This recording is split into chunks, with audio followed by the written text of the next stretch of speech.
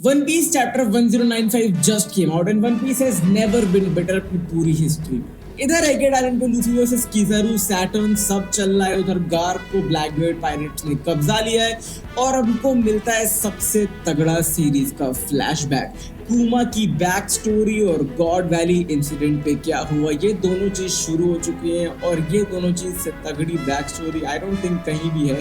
We are going to get the biggest back story in anime and possibly fiction. मैं हूं Misfit Senpai, India's busiest anime nerd, and in this video मैं तुमको explain करूंगा one piece का अभी current scenario सरल भाषा में। तो जिनको अच्छे से भी याद नहीं कि अभी तक क्या चल रहा है, मैं एक लाइन में सब कुछ रिकैप कर देता हूँ। एगेड आइलैंड पे स्ट्रॉ हैट्स है, वेगापंक है जिनको मारने के लिए गवर्नमेंट आई है, उनमें से एक सेंट जी गार्सिया सैटर्न भी है जो कि एक गोरो से है। This is the first time we are seeing एक गोरो से ऊपर से ग्रैंड लाइन से नीचे आ रहा है किसी भी चीज से डील करने के लिए। मरीन्स की 100 शिप्स की फ्लीट है, किज़ारू है साइड में, ब्लैकबीयर्ड की शिप कुछ कर रही है और इन सब के बीच में आता है सेंट जे गार्सिया की छाती में बोनी का चाकू। सेंट सैटर्न का फाइनल डेविल फॉर्म रिवील हो गया है जो कि एक ऊशी ओनी है जो कि एक जापानीज फोकलोर का क्रीचर है। उसके क्या इम्प्लीकेशन है वो किसी और वीडियो में डिस्कस करेंगे, बट सेंट सैटर्न उसको उठा के फेंक देता है और उसका जो वुंड है वो हील हो जाती है जैसे कि कुछ कभी हुआ ही नहीं था। उसी कोई तो वेट पावर है जिसकी वजह से कोई भी मूव नहीं कर पा रहा है, and this is surprising seeing that Sabo उड़ के ऐसे भाग गया जैसे कुछ कोई कभी था ही नहीं।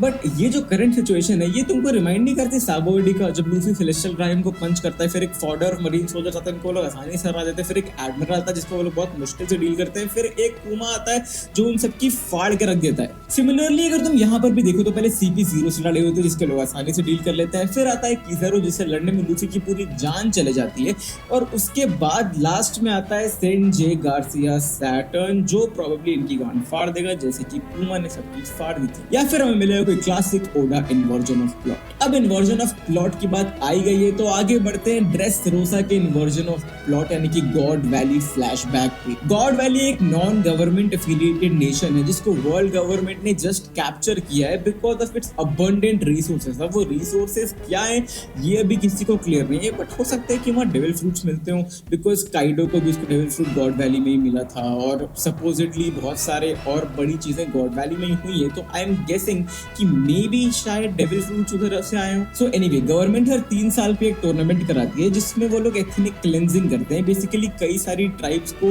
लड़ाते हैं, आपस में मरवाते हैं, उनको हंट डाउन करते हैं और बेसिकली उनको एराडिकेट करने का ये तरीका है। ऑल्सो वो लोग कुछ स्लेव्स को भी इसमें डाल देते हैं अपने मनोरंजन के लिए कि जाओ वो भी मरो वरो जो भी करो। जैसे ड्रेसरोसा में डोफ्लामिंगो एक सेलेस्टियल ड्रैगन है और वो अपने बाकी सारे कैदियों को भी इस टूर्नामेंट में डाल देता है। स्पीकिंग ऑफ चीजें जो गॉड वैली पे मिली हैं, शैंक्स रॉजर को गॉड वैली पे मिला था एक ट्रेजर बॉक्स में, एंड इस टूर्नामेंट के प्राइजेस में हम लोग पीछे 6 ट्रेजर बॉक्सेस देखते हैं। तो क्या शैंक्स उन 6 ट्रेजर बॉक्सेस में से किसी एक में था? बिकॉज वी सी शैंक्स का जो भी वो बाप है, अंकल है, फिगारलैंड गार्लिंग fighting in this tournament and we know that he will win this tournament. He is the champion of God Valley. और हाँ, टूर्नामेंट स्टार्ट होने के थोड़ा पहले वो गॉड वैली के नेटिव किंग को मार के अपने ऊपर 10,000 पॉइंट्स का फाइन जरूर लगा लेता है, but even with that heavy handicap वो कैसे जीतेगा ये देखने लायक है। स्पीकिंग ऑफ द टूर्नामेंट, उस टूर्नामेंट में कौन कौन हो सकता है इसकी बात कर लेते हैं। बिकॉज रॉक्स, रॉजर और गार्प की फाइट यहीं गॉड वैली पर ही हुई थी, तो प्रोबेबली रॉक्स हमको यहाँ पे दिखने वाला है। वो शायद अच्छा इंसान हो सकता है, वो इन सेलेस्टियल ड्रैगन्स को मारने के लिए यहीं पे आया होगा और रॉक्स और गार्प पे कुछ पट्टी पड़ा के ये लोग बोल दिए कि भाई ये गंदा आदमी है इसको मारो, और उन लोग को बचाने वो लोग निकल पड़े।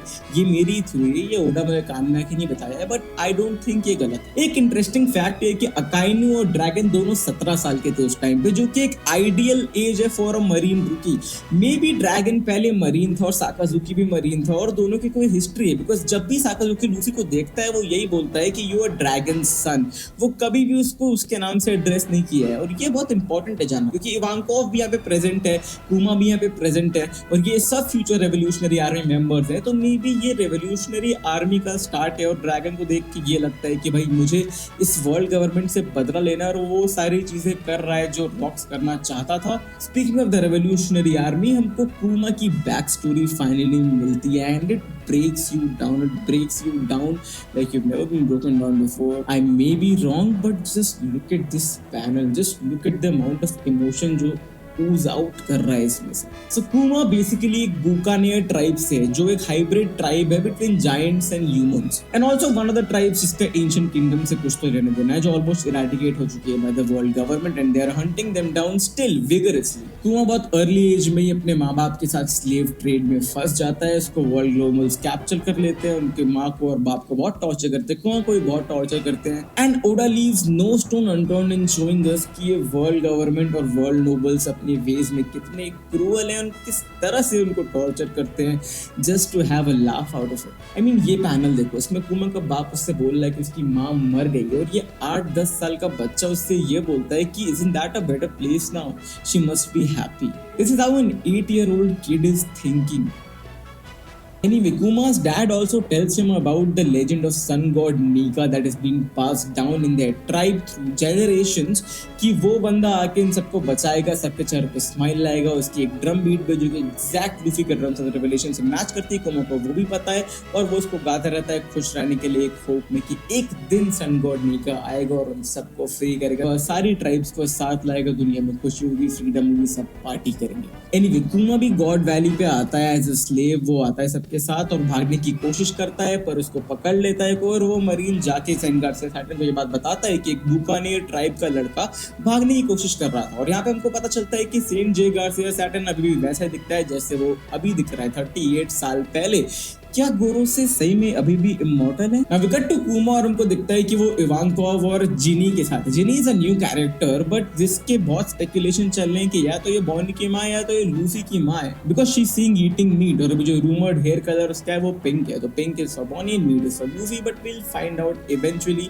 इवांकोव हमें दिखता है still in that never lose hope attitude, वो बोलता है कि भाई मुझे तो जिंदा रहना है, तुम अपना सोचो तुम क्यों भाग गए थे, तुम भागोगे तो हम सबको मार देंगे, हम लोग कलेक्टिवली एज प्रिजनर्स आए हैं, प्लीज ऐसा मत करो भाई, आगे देख लेंगे क्या करना है। And the chapter ends with more questions that it is raised than answered. पहली बार अगर ये टूर्नामेंट इतने साल से हर 3 साल पे हो रहा था तो दिस एक्सप्लेन्स कि इतने सारी ट्राइब्स के 2-2 3-3 लोग क्यों बचे हैं, क्योंकि उनकी ट्राइब शायद एक्सटिंक्ट हो चुकी है और शायद हमें कुछ पुरानी ट्राइब जैसे 3-eyed ट्राइब के बारे में कुछ पता चले आगे के चैप्टर्स में।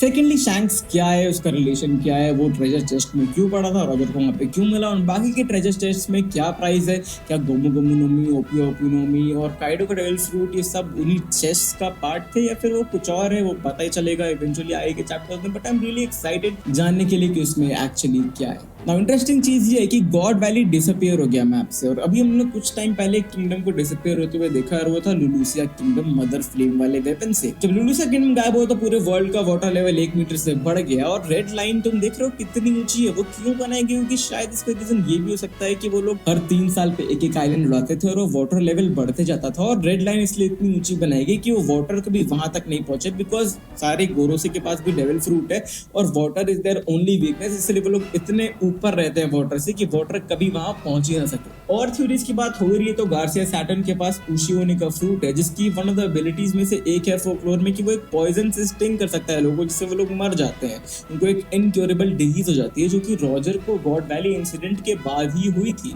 16 साल ही थे उसके बाद जीने को और उसके बाद वो मर जाता। उसी 16 साल में वो बाद में जाके पोंगलिस और लास्ट टेल और बाकी सब चीजें डिस्कवर करता है। मे बी उसको रॉक्स बताया गॉड वैली पे इन सब चीजों के बारे में और उसके बाद उसको रियलाइज हुआ कि वो रॉक्स को मार के गलती कर रहा है। उसके बाद वो सब ट्रू हिस्ट्री जाना और जाके ग्रेट पायरेट एरा चालू किया कि इन सब चीजों का बदला ले सके जॉय बॉय आके। मैं तो इस चीज में ऑलमोस्ट मानने लगा हूँ। नेक्स्ट इंटरेस्टिंग बात ये है कि शैंक्स तो मिल गया था रॉजर को ट्रेजर चेस्ट में, चलो गॉड वैली में वहां से उसको बचा के लाया जो भी हुआ, पर सवाल ये है कि बगी रॉजर को कहां से मिले, क्योंकि ये दोनों were the only apprentices on the group और ये दोनों साथ ही में रहते थे हमेशा और देख के लगता है कि एज भी सेम है तो लोग साथ में आए होंगे ग्रुप पे। क्या बगी भी गॉड वैली की किसी चेस्ट में से एक में था? Is Buggy the clown a celestial dragon और better yet is Buggy one of the ancient kingdom races, इसलिए Buggy the clown and Shanks एक सेलेस्टियल ड्रैगन है। ये पैरेलली बहुत इंटरेस्टिंग हो सकता है, बट नोइंग ओडा इन सबसे कुछ बहुत ही अलग और बहुत ही तगड़ा होगा। अब शैंक्स की बात आई गई है, remember this scene Whitebeard के शिप पर जब शैंक्स जाता है उसको अपने होम टाउन से दारू लग देता है और यहाँ पे व्हाइट बियर्ड दो बहुत इंटरेस्टिंग चीजें बोलता है। एक चीज बोलता है ओ तो ये वेस्ट ब्लू की है, तो इससे ये कंफर्म हो जाता है कि शैंक्स वेस्ट ब्लू से, और गेस व्हाट, गॉड वैली कहाँ पे था? West Blue. Also Whitebeard ये बात बोलता है कि seeing you always reminds me of the scar that guy give me. आज तक मैं ये सोचता था कि दैट गाय रॉजर है, बट आई गेस वो फिगारलैंड गाइलन भी हो सकता है, सीइंग कि वो एकदम शैंक्स की तरह दिखता है, उसका बाप है शायद या जो भी है। लेवल ऑफ फोरशैडोइंग देख रहे हो ओडा की, भाई ये मरीन फोर्ड के पहले हुआ है, इतना पहले फोरशैडोइंग था इस इवेंट का। बाकी तो सब ओडा के हाथ में, हम तो बस वन पीस को एडमायर कर सकते हैं। इस वीडियो के लिए इतना ही। अगर तुमको कुछ भी और चाहिए किसी भी वीडियो कोई भी टॉपिक पे, तो प्लीज मुझे कमेंट्स में बताओ and I will make a dedicated video about it. तब तक के लिए keep watching anime and sayonara.